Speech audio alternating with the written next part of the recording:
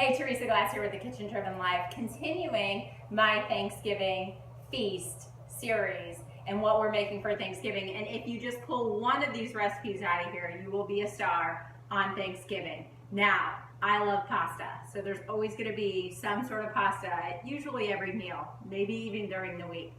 I work out so I can eat pasta. It's my favorite thing, especially rigatoni, some of my favorite pasta. So what I've done is this is already cooked because I want to make life easy tomorrow. Remember, that's what this whole series is about, is doing as much ahead of time as you can. And yes, you can cook pasta ahead of time. I cook it to al dente, which means it's almost done, but not quite, that it's still a little firm when you take a bite. And then I give it a little bit of coating in olive oil. You don't want to give it too much because if you coat it too much, then it won't soak up whatever sauce you put on it. But if you put just a little bit, then it won't stick to each other and it'll be easy to incorporate in any kind of a sauce you want to put with it, like this one. I could live off this, but I'd probably be a lot bigger than I am now if I did.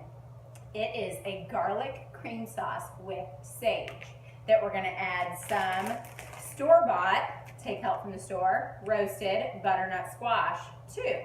Now we're not gonna puree it or anything. I want chunks of butternut squash because it's very festive, especially for Thanksgiving. This sauce is so easy. All I did was put a couple tablespoons of butter into a cast iron skillet, not too high, medium-low heat, with about 3 or 4 garlic cloves minced up, or just use a squeezed garlic. And you want to kind of start to see it bubble. Add in a few red pepper flakes, just for a little bit of heat. It's not going to blow anybody away. It's just going to bring some warmth to the dish. And kind of watch the garlic. Don't let it burn, but once it starts to get close to browning, then you can add in 2 cups of heavy cream. Yes, I said it.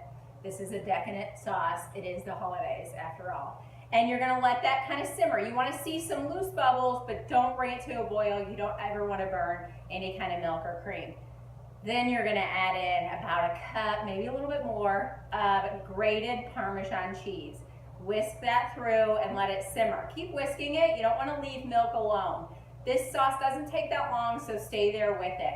Whisk that Parmesan cheese in until it completely dissolves. You can add in some black pepper at this point. You want this sauce to be thick. See, it's been sitting here for a little bit and it's hardly going anywhere. So once it cools, it does that, but it does thicken in the pan. Pull it from the heat, put it in here. Add in about 3 tablespoons or so, or whatever you like, of chopped up sage. Sage is definitely the herb this time of year, and I love it, but it's really only appropriate through the holidays, so I use a lot of it, and I think it really, really makes a difference in this sauce. Day of, you're just gonna toss it together, heat it on the stove, and serve it maybe with a little bit more sage and some Parmesan, just like that. Super easy pasta side that's very festive for Thanksgiving.